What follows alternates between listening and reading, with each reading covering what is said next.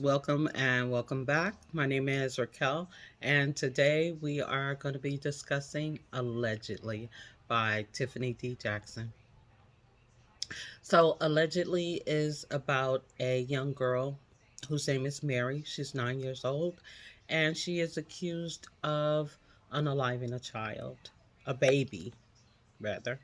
Her and her mom have a neighbor, and this neighbor is going out, and so they are asked to sit with the baby. And so they sit with the baby, and by the time the mom gets back, the baby is no longer alive. In this book, the author is writing about the past and the present at the same time. So the past is telling you what happened to the baby.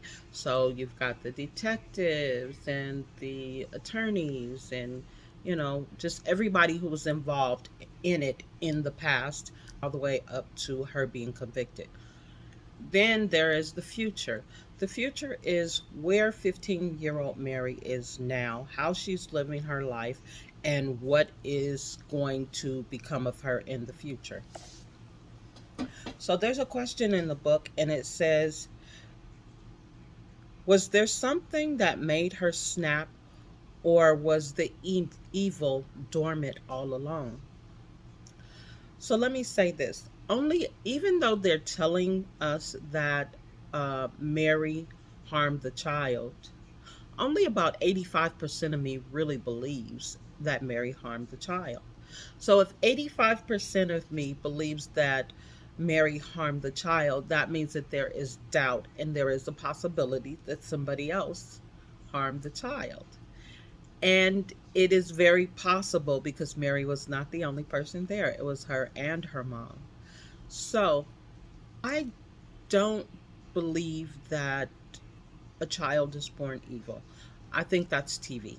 That's my opinion. But I think that's TV.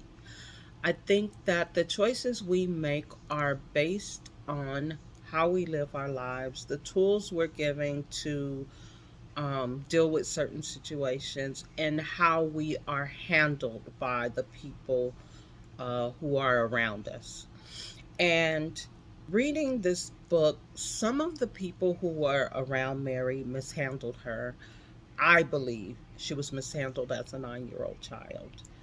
Um, I think now in the future, I think that she has a lot of good people around her who are willing to help her and just do the best they can for her, because you have to have compassion for a 9 year old who would hurt a child.